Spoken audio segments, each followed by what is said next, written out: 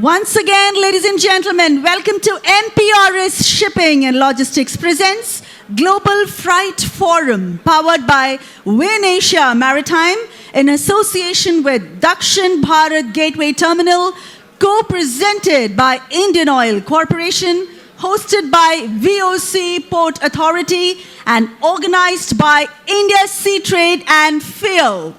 Ladies and gentlemen, can we begin our session with a loud round of applause? Let's get started with our next session.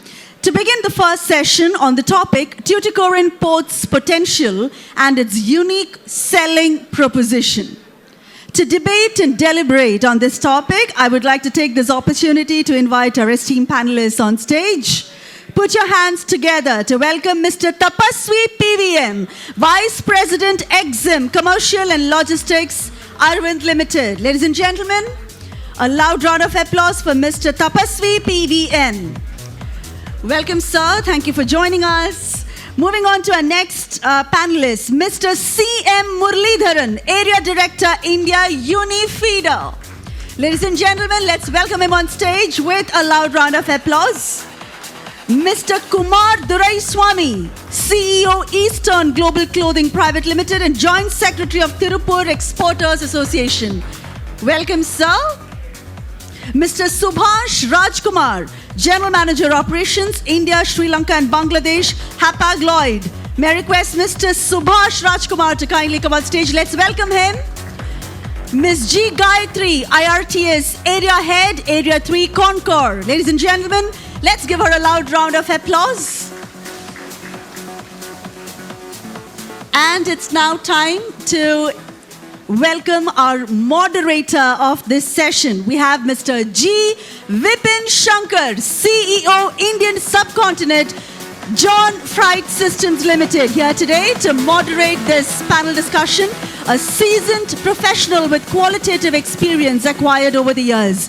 He has successfully led cross-functional teams and implemented multiple new operations setups across India, South Asian countries, launched new logistics products, services, both domestic and international, in turn achieving business growth, at the same time ensuring world-class operations in managing complex supply chain for customers across retail, automotive, industrial, and consumer verticals. He's passionate about coaching, mentoring, and training the next generation logistics leaders, as well as contributing positively towards logistics industry and in turn, India's growth story. Ladies and gentlemen, Mr. G. Vipin Shankar, CEO, Indian Subcontinent, John Freight Systems Limited, here today to moderate this session. Welcome, Mr. Vipin.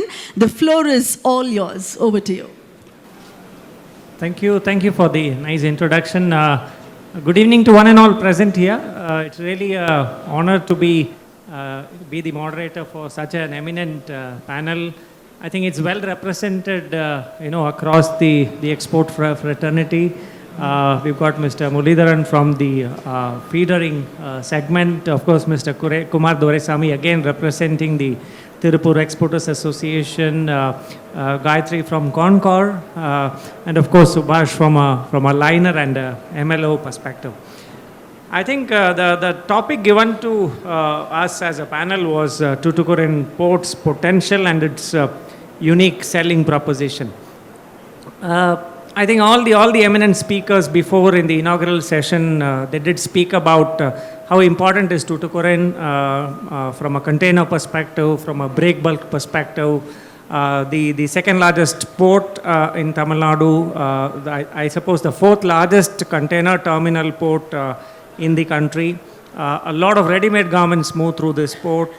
So in a lot of ways, the port contributes to the economy of the country itself, and of course in a big way to Tamil Nadu. And I think from that perspective, when we see this is a very important discussion, because now with a lot of other ports coming up around, even though I think there were ports earlier also, Chennai was there, Cochin was there, but I think Tuticorin always maintained a niche to the exporter community or the exporters, importers. I think the immediate hinterland from an ease of doing business, Tuticorin was always a favored port. So I think we are here as a forum to debate And of course, then take few questions from the audience also in terms of what can we do together as a trade to kind of keep Tuticorin's edge forward. Yeah.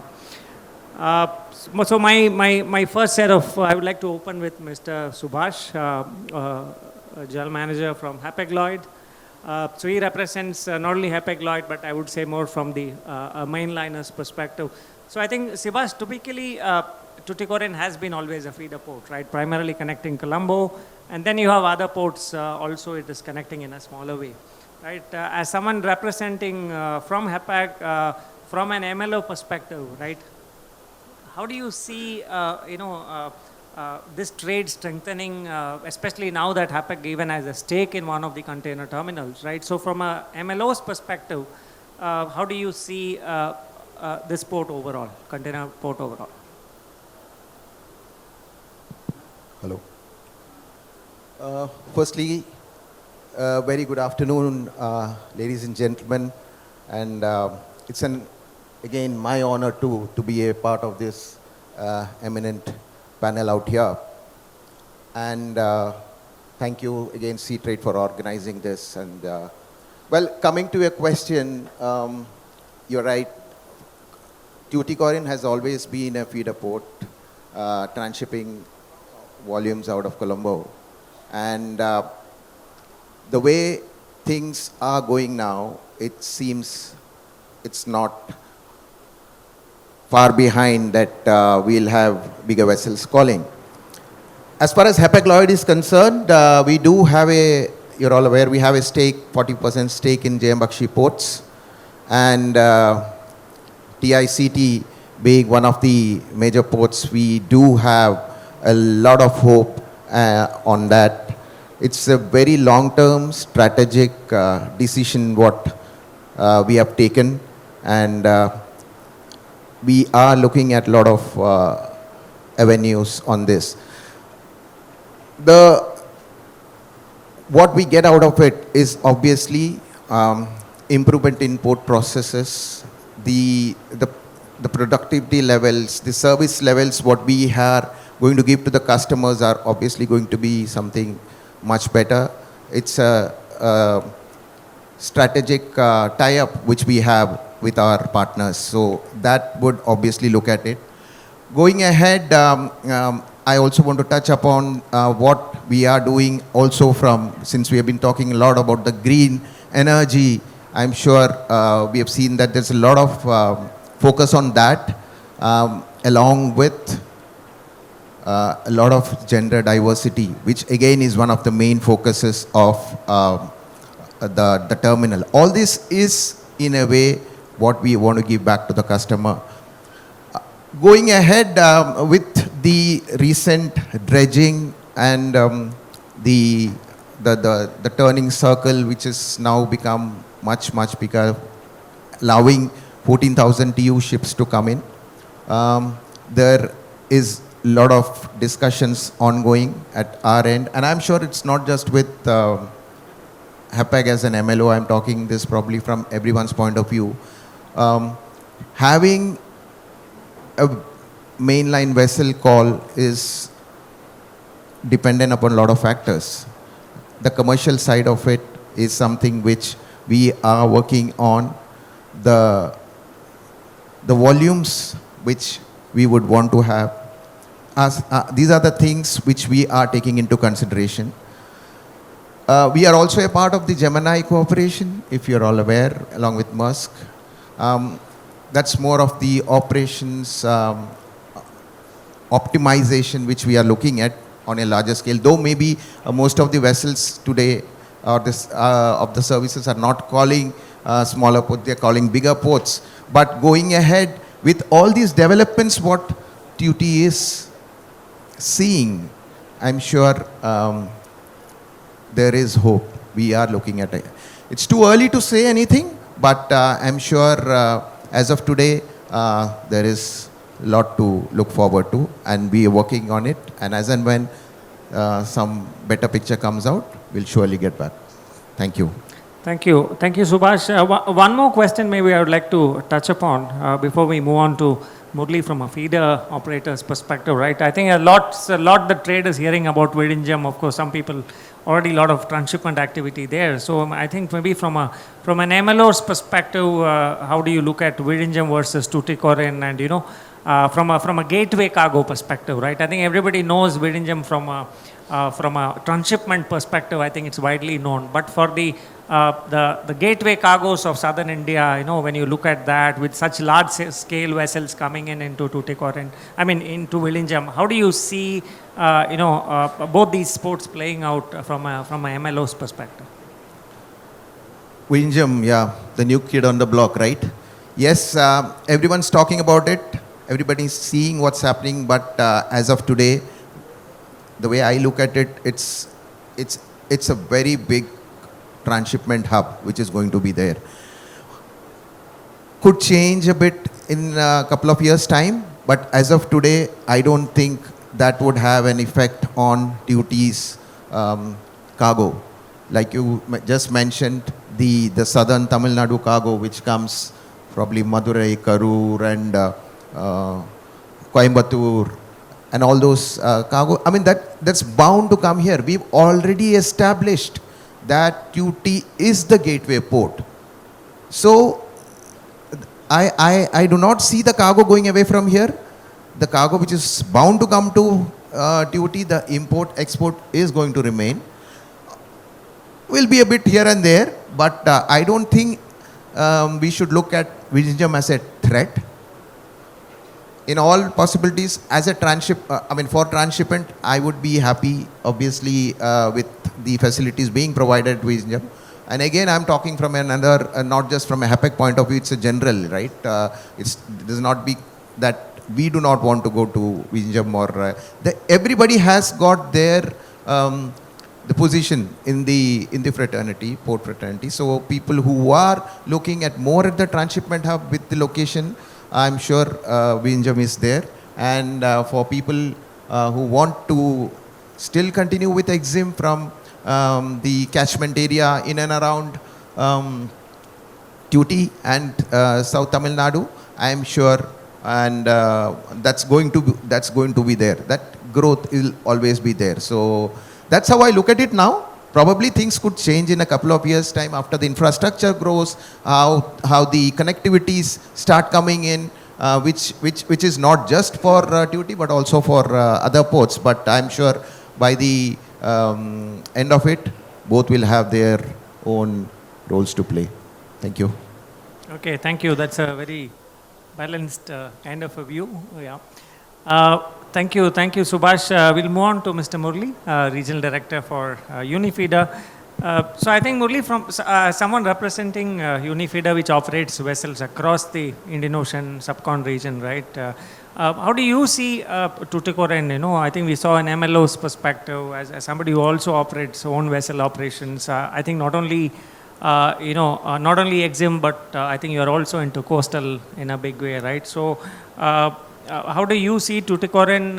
Again, there is the context of course, you have Vizhinjam from a transshipment perspective, but from a gateway cargo perspective, traditionally Tuticorin has been strong. So from a vessel operator's view, container vessel operator's view, maybe the trade would like to hear some perspectives around that. For inviting me, come and share my views. Good evening to all. Yeah, now I don't think we've been able to say anything more because we have seen a detailed presentation from chairman of the port. He has mentioned where the port is positioned today and the growth part and what is the vision. So I'll agree with him because our group is also associated with these ports more than a decade now as a feeder operator. So we started in a small 1 or 2 ships from Tuticorin, but today we are operating 8 ships sailing from Tuticorin. We are connecting Tuticorin with all Indian ports for the coastal multimodal movement. And we are connecting Tuticorin with other part of the world through Jebel Ali and Colombo. So we continued we also continued our journey along with the port, what chairman has mentioned, his growth. And moving forward also we are also upgrading our vessels because see Tuticorin port, if I say specifically for Tuticorin, it's situated just middle of this industrial, kind of hub. And I've seen those first presentation, the chamber and other panelists have specifically mentioned there will be a lot of growth, there will be a lot of industries are coming up, for example, we can also see when we started here, our coastal operation, I would say while coming to Tuticorin, it was 100% full, and going back, we are carrying 100% share. Not only us, the other operators also facing the same challenges. But today, I would say the scenario has changed.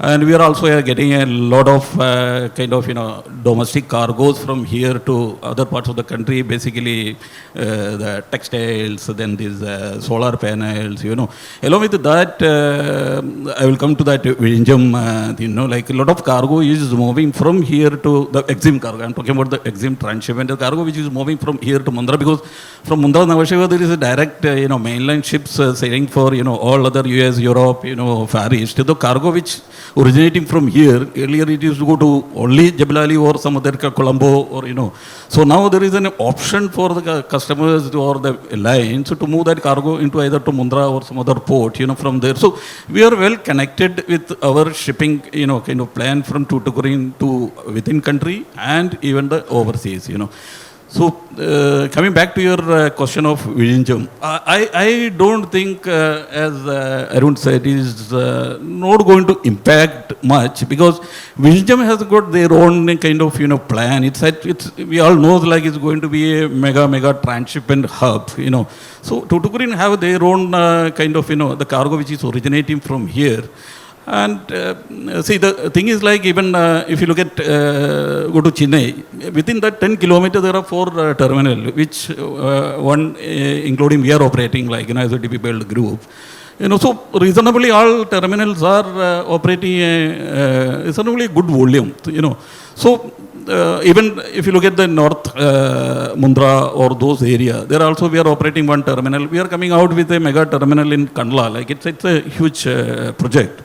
So again, Mumbai, that it's a big project which is coming up with the one port, So the way India now we are talking about the growth is India is a fast growing country. So definitely we need this kind of logistic facilities or the ports, because anyway in this growth what country is talking about here, the logistic is going to play a big major role in this. For that we need a good connectivity, port and the other infrastructure.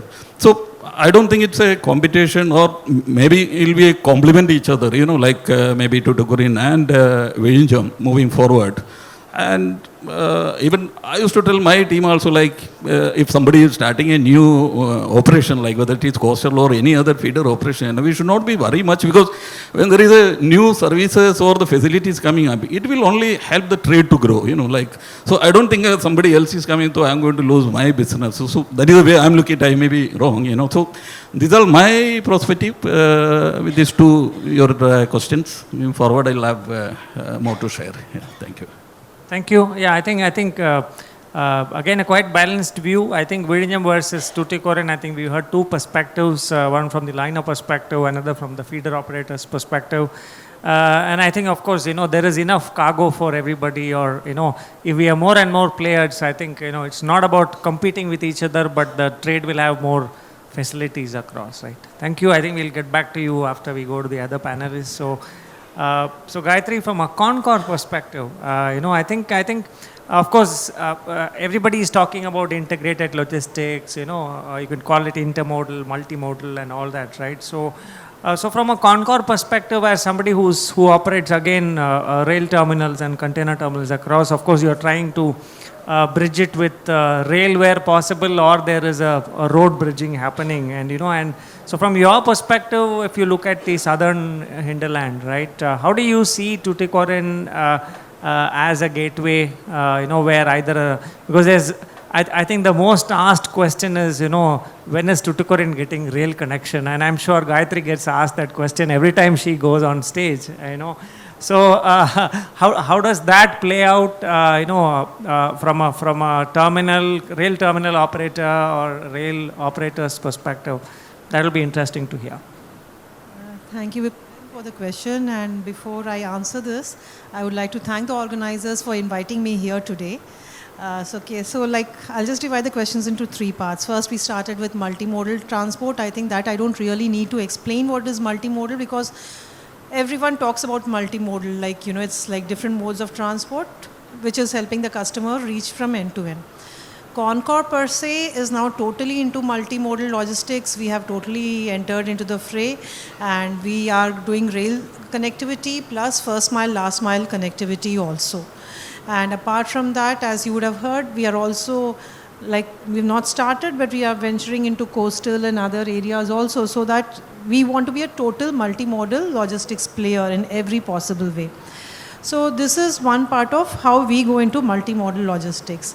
Now when we come back to the southern part of India, especially to Tuticorin, you're right, this question comes to me all the time, that when do we start rail connectivity to Tuticorin? And again, at the cost of repeating myself at every session, I have to repeat it. Southern part of India, the hinterland is narrow. Rail connectivity is more beneficial, or I would say more cost effective when the distances are higher. And then we also need, the other issue out here is aggregation of cargo. So a rail connectivity becomes beneficial when we have 80 to 90 containers in a rake. If it's a mini rake, at least 50 containers. Now without that, it is not cost effective for the customer. And as we all know, finally it all ends up in logistics cost. So if it is not cost effective, no customer is going to utilize it. Besides, since our hinterland is narrow, the distances are short. So, you know, road connectivity becomes, by road when you travel, you reach much faster. So if I wait for somewhere to aggregate 80 containers, in the meantime, there would be a lot of garment exporters, perhaps in Tirupur, who would like to come immediately and connect to Tuticorin. That is one of the major problems of rail connectivity. There's no other issue per se. The second, but CONCOR has realized this. So what we have now done is like what Mr. Subhash was also saying, and what we were hearing in the earlier sessions, there is a lot of talks about green energy and energy efficient, and you know, and every company, especially when you are exporting, you are expected to meet ESG norms. So CONCOR has procured around 200 LNG trucks, and out of which nearly 90 to 100 have been given only to Tamil Nadu.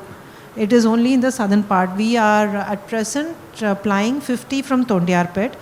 We have also connected, because we don't run that many, we are not running trains this side, we've connected even Madurai. And one or two occasions even to Tirunelveli and all, we have connected by our LNG trucks and trailers.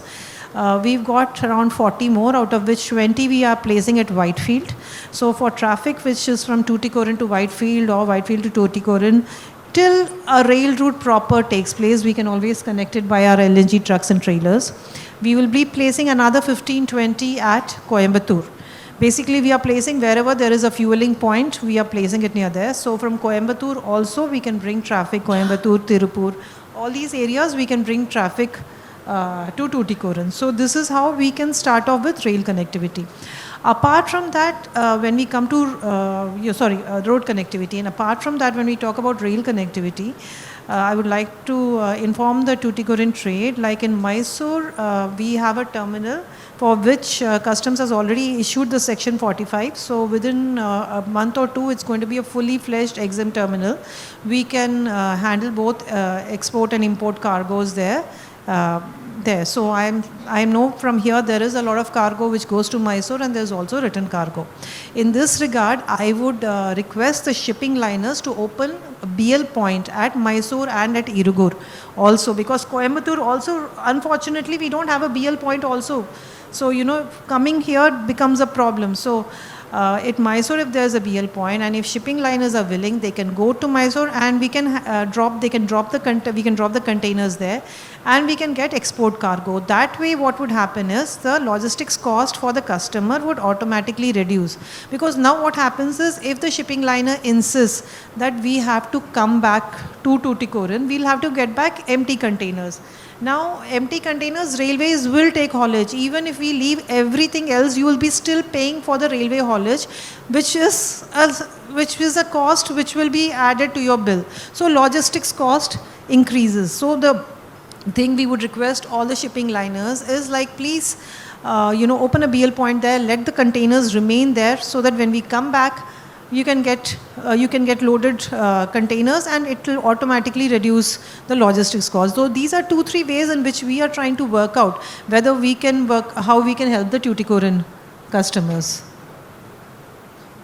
So an associated question, thanks for those perspectives, and I think one aspect you touched upon, I think which Rajesh from the Coimbatore Customs Clearance Association, he had also brought in, right? I think there is of course increasing trend about, a lot of DP and, DPD happening, right? And then of course there is the other aspect of the inland terminals like in Coimbatore or in Tirupur, right? Either they're not able to attract cargo or there's not much of stuffing happening there or de-stuffing happening there. So, so do you, over a period of time, do you see more consolidation kind of activities happening closer to ports than inland locations? Or, and I think sometimes this is like the chicken or egg situation, right? So you, on one hand, maybe there could be some exporters or importers who would want to have their cargo stuffed in Coimbatore, but predominantly maybe a lot of others prefer to do it, say, directly in Tuticorin or some other location. So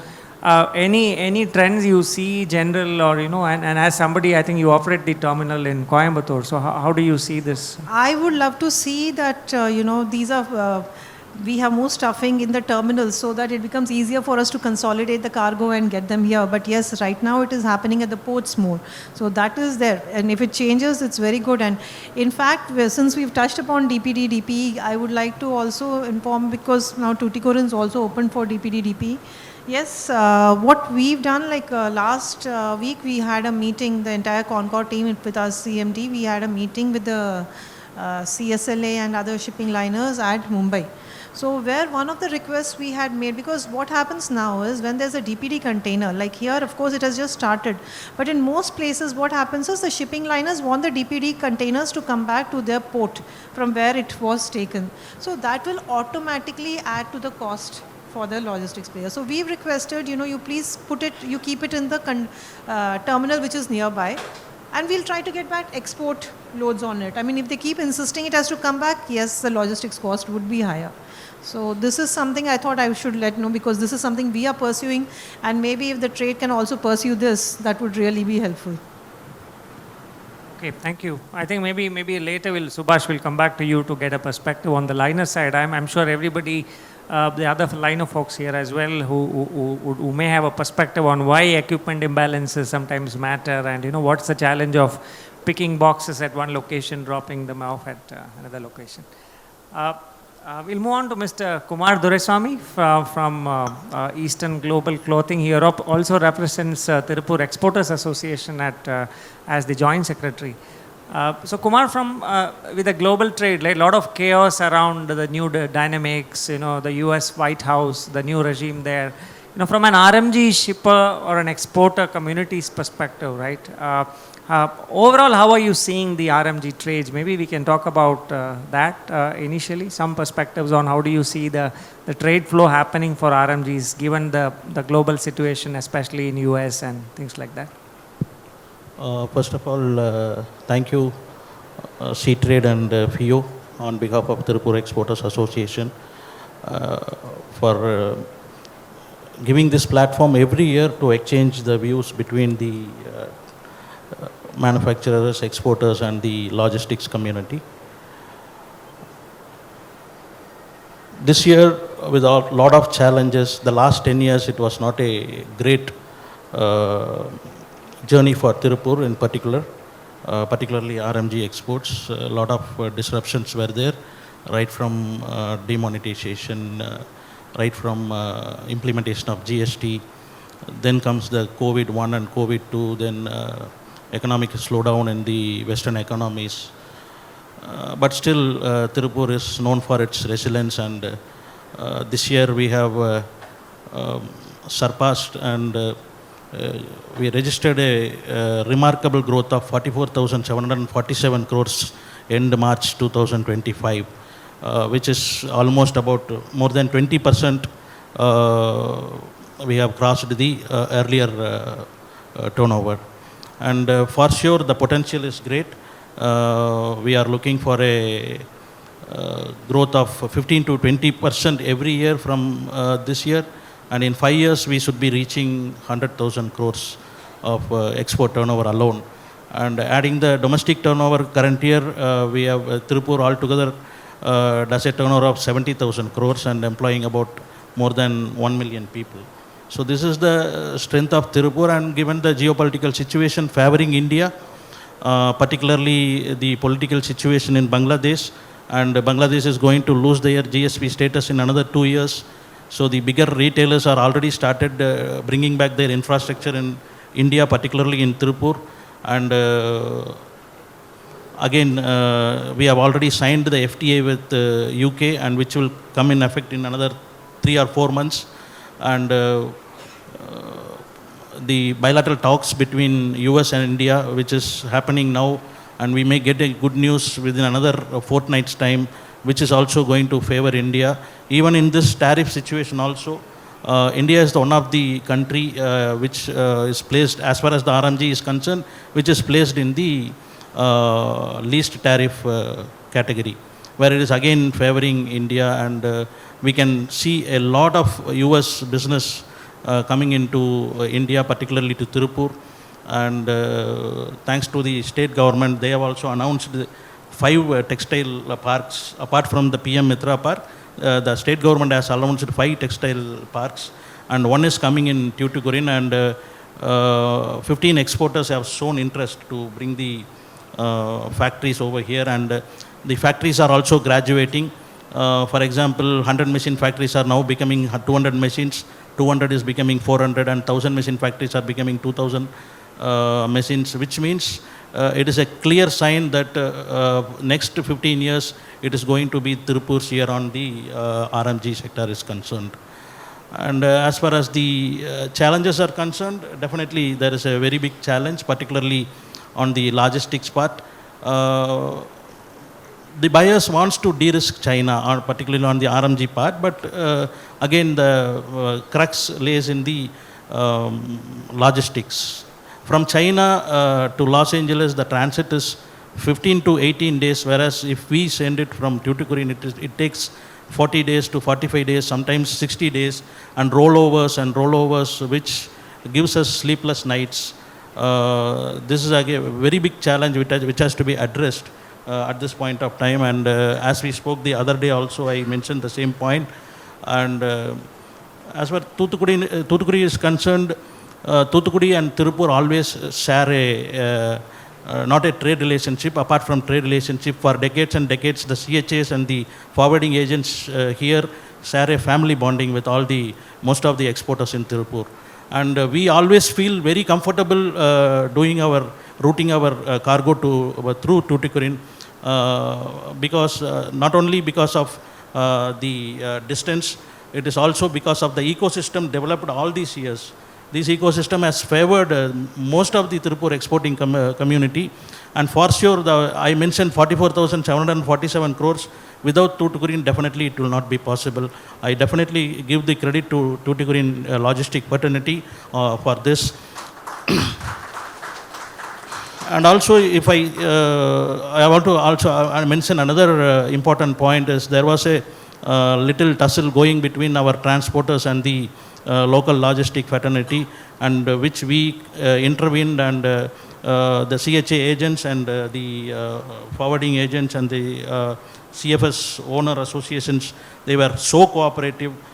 They came all the way down to Tirupur, and we had a tri-party conversations, and thankfully everybody agreed, and we have resolved that issue. And such is the relationship we always cherish with Tuticorin. And we don't find this kind of an ecosystem again with any other ports like Navaseva, or I should say even Chennai.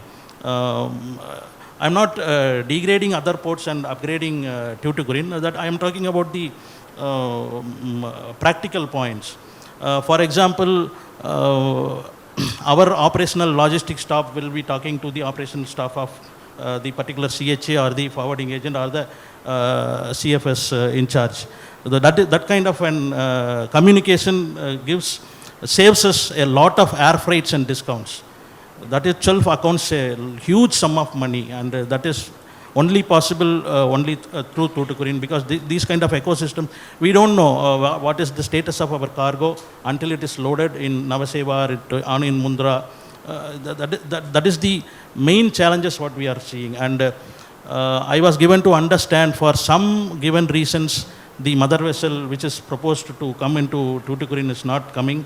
Maybe it is getting postponed or something. I don't know the entire history of that. But the day when the mother vessel comes into Tuticorin port, I don't know how the logistics community in Tuticorin celebrate, but Tirupur definitely will celebrate that, because that will definitely graduate our export business to another level. And as such, let me end up with this, and I'll come back.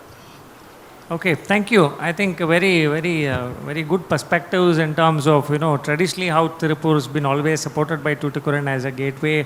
Obviously, from an ease of business perspective, I think, with a lot of pressure on global supply chains, I think everybody is looking at how you can cut down lead times. And so I think the ease of moving cargoes, I think receiving to stuffing lead time, then stuffing the container to port lead time, everything is quite short, right? We move on to Tapaswi from Arvind. I think, so again, I think very similar to what Mr. Kumar said. I think Arvind is a big name from an exports perspective. So, with rising competition, right, I think like Kumar also mentioned, I think the competitiveness or the resilience of the supply chain, and I think the sourcing supply chain becomes very important, right? So it's not just the manufacturing ecosystem, but the logistics ecosystem also makes a lot of difference. Again, we spoke about ease of business and all. So as a company which has been using Tuticorin for many years, right? What's your perspectives around cargo flows out of Tuticorin, and how have you seen it over the years? And from an exporter's perspective, what can anything which can the trade collectively can do to improve that aspect? Yeah. See. Hello. Good evening, everyone. So one is Tuticorin is a destiny, actually speaking, because in childhood when we were playing business, I used to see there was one port called Tuticorin which used to buy in Monopoly, Indian Monopoly. Then my uncle used to go to Tuticorin, and he used to say he always used to visit Tuticorin every month. So I used to ask him. Then I thought that I should also one day go and see what it is.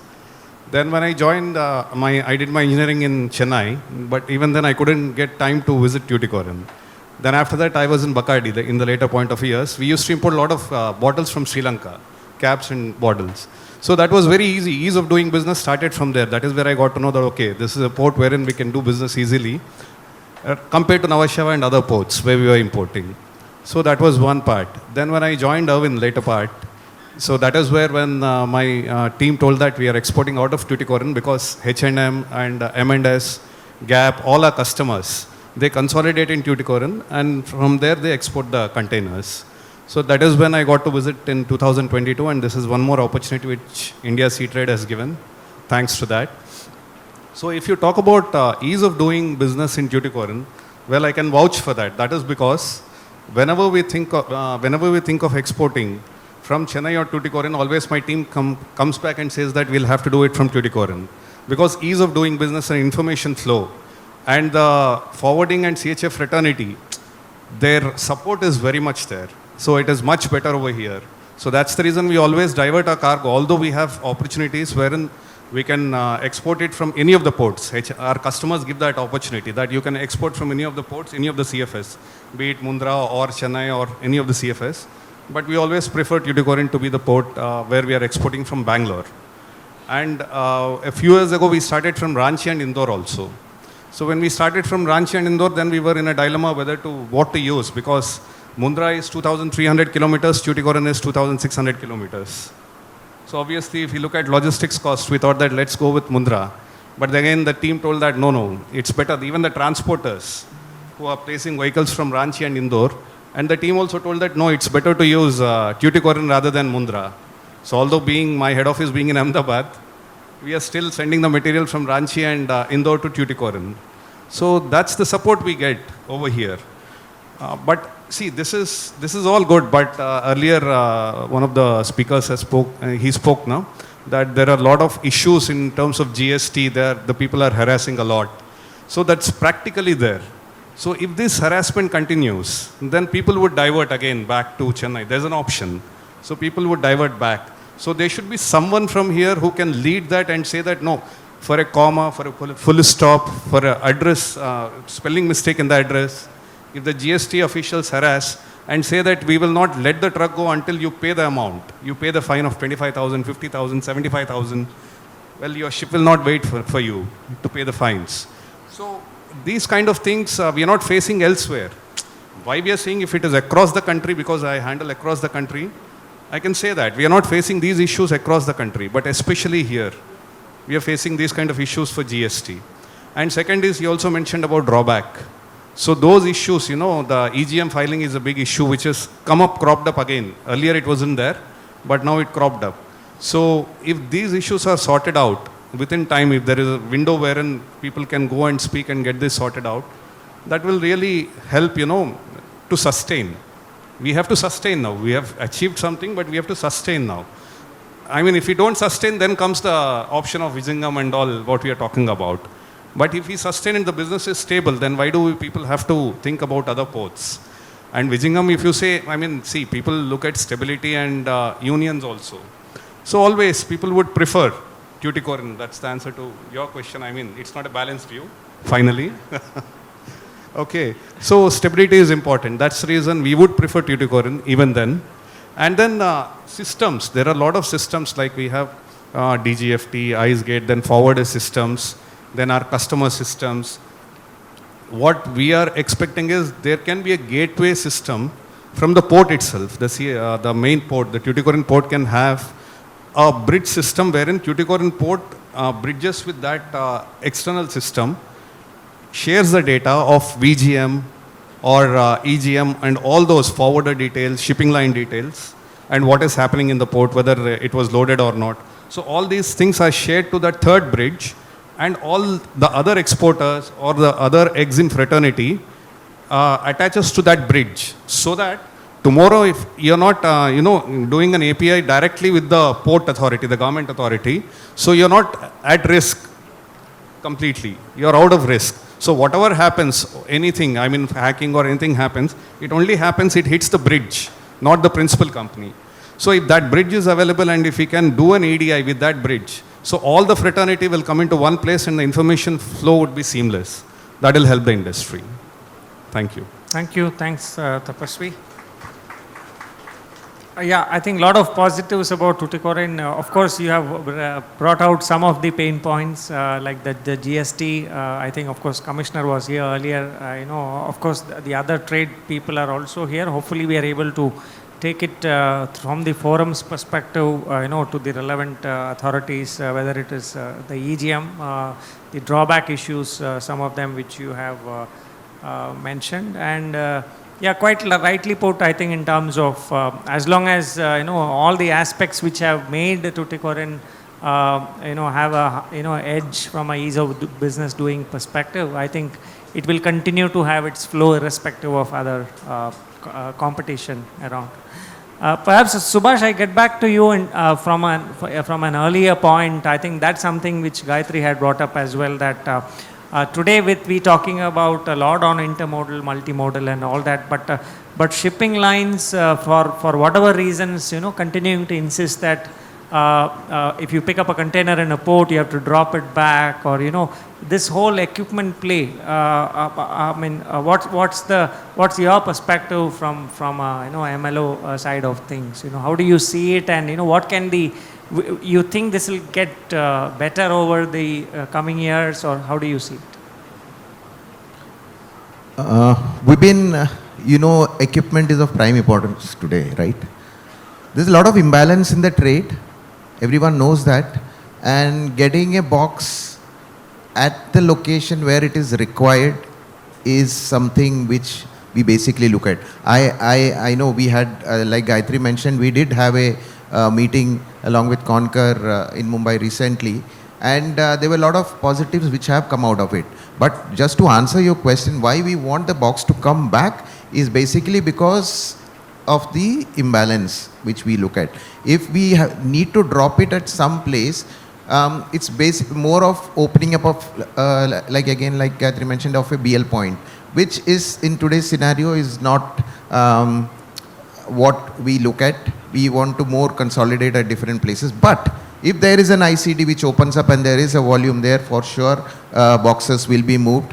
I can talk about probably in the north side or even Navashipa for that matter.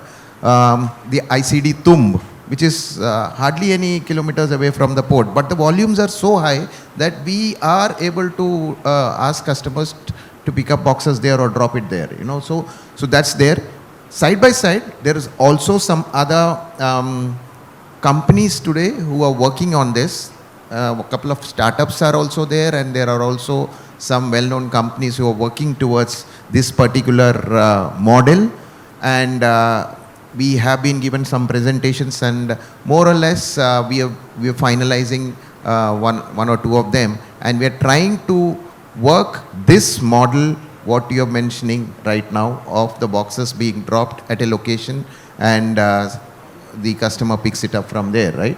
It's something like your Uber, Ola things, So how that will work? It will work. There's a new something which is being worked out. There's a cost effectiveness for the lines and for the customer also. So we are thinking on those lines, but generally to answer your question, why it is happening is basically because of that equipment imbalance or the trade imbalance as of now. Okay, thank you. Yeah, I think maybe we can quickly take some questions, and then we can try to do a concluding round. So from the from the audience, can we have some mics in the floor? Do we have some mics in the floor already there? Okay. I think in the front, Rajesh. Yeah.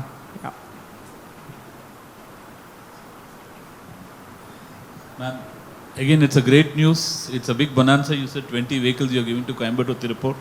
In fact, this was a cry which we are doing for last over a decade, and now I think things are coming true, and we are very, very happy, and I'm sure this will definitely change the total perspective of the shipments of ICD, which can be used in a better way. Thanks for this wonderful gesture, ma'am. Thank you. And sir, you made it a beautiful note. Whatever you said was very clear, crystal clear of what the trade is going to be. And we also feel that there's a big bonanza happening, and we could see that the garments are going in a very big way to US. And I'm sure even the duty things comes, it's not going to stop. And I'm sure we as a partner will definitely support and sail together as a family for a long way, sir. Thank you so much. Thank you, sir. Anybody else? Any questions to any of the panelists, or anything anybody would like to bring up as a point you would like to raise? Yeah, good afternoon, sir. I have one question. Sir, saying that... just can you please introduce myself Ramesh from VOC Port Trust. I have one question to Hapag-Lloyd, sir. Sir, just Tirupur Export Association saying that they have thousands of crores are exported from Tirupur to various places through VOC Port as well as Cochin Port. So there are enough export containers requirement is there. And also CONCOR having the ICD at Coimbatore.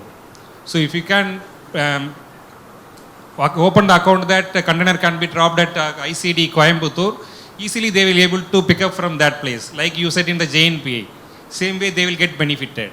So why don't you think of that, sir? Since you have the terminal at Tuticorin, you can think of, and you can start it as a first. Other liners say to start, but once you start, others also will start following you. Thank you.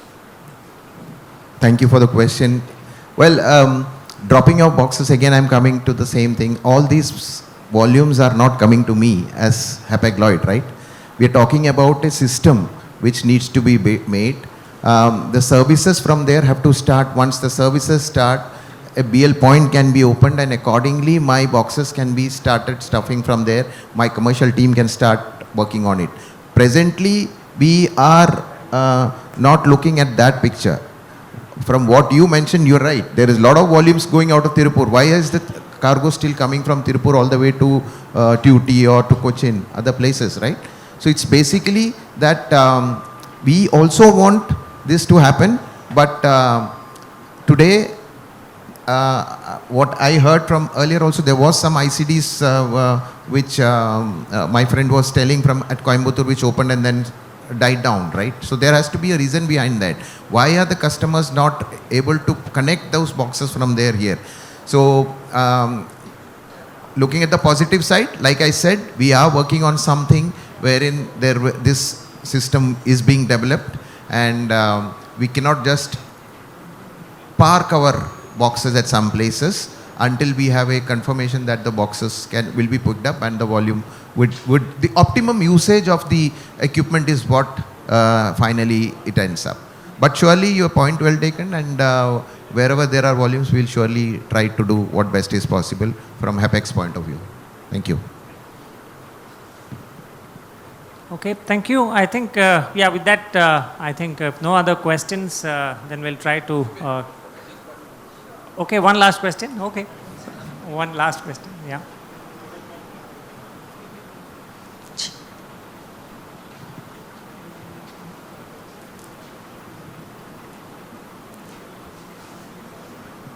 Thank you. It's not a question, it's just an answer to Mr. Tapashree's comments on certain pain points here. See, basically, EGM in the entire country, Tuticorin is the only place where we file the EGM on time, and the third day, fourth day, we get the drawbacks and the IGST refunds. Right now, there is a trial run being run for a new system. That is called SCMTR and the Sea Departure Manifest. Among the select 3 ports, one among the ports is Tuticorin. So initially we are having some hiccups, but a couple of days back we have found a solution and the backlogs are being cleared. So hopefully in a week's time you will get your IGST and EGM. I understand, because I also report to someone, right? 75 crores of EGM is still pending. 75 crores interest per day, just imagine. That's pending for a month. So, and then not only EGM, EGM is fine, drawback. Then comes the gateway EGM. Gateway EGM, we have a ROTEP and ROSTEL, 2 benefits, which we have to realize. Okay. So that's a financial impact, that's the reason. Thank you for adding on to it, sir. I hope we have no more questions, and even if you do, I'm sure you can reserve them for your networking over tea or over dinner. Let's move on for the interest of time. So thank you, Vipin Shankar, for moderating it and completing it on time. As we now come to the end of this session, I would like to request Mr. Ravi Nair, President, MPRS Shipping and Logistics, to kindly come on stage and present a memento to these panelists as a token of our gratitude and appreciation for receiving our invite, for accepting our invite, and being present here. Ladies and gentlemen, a loud round of applause for Mr. Ravi Nair and all of these panelists on stage. May I request Mr. Tapasvi PVN to kindly come forward. All right, so we have Mr. Ravi Menon, President, MPRS Shipping and Logistics, on stage. Ladies and gentlemen, a loud round of applause for him and the panelists. We have Mr. Tapasvi PVN, Vice President, EXIM, Commercial Logistics, Arvind Limited. Thank you, sir. Kindly stay back, sir. Mr. C.M. Muralidharan, Area Director, India Unifeeder. Thank you so much, sir, for joining us and sharing your insights. I request you to receive the memento from Mr. Ravi Menon. Thank you so much for joining us. Mr. Kumar Duraiswamy, CEO, Eastern Global Clothing Private Limited and Joint Secretary of Tirupur Exporters Association. Thank you so much for joining us. He's receiving a memento from Mr. Ravi Menon. I'd like to invite Ms. Gayatri, Ms. G. Gayatri, IRTS Area Head, Area 3 CONCOR, to kindly come forward and receive a memento. Thank you so much, ma'am. And now I'd like to invite Mr. Subhash Rajkumar, General Manager Operations, India, Sri Lanka and Bangladesh for Hapag-Lloyd, to receive a memento. Ladies and gentlemen, a loud round of applause for each of these panelists and for Mr. Ravi Menon, sir. I request you to kindly stay back, Ravi Menon, sir, for a quick photograph with all our panelists. And now I'd like to also present a memento to, of course, our moderator, who has done an extremely good and very hectic job of completing the moderation on time. So, Mr. Vipin, I request you to kindly step forward. Thank you so much. Ladies and gentlemen, a loud round of applause as we have all panelists of the second session today on the Global Freight Forum Tuticorin 2025. Thank you so much.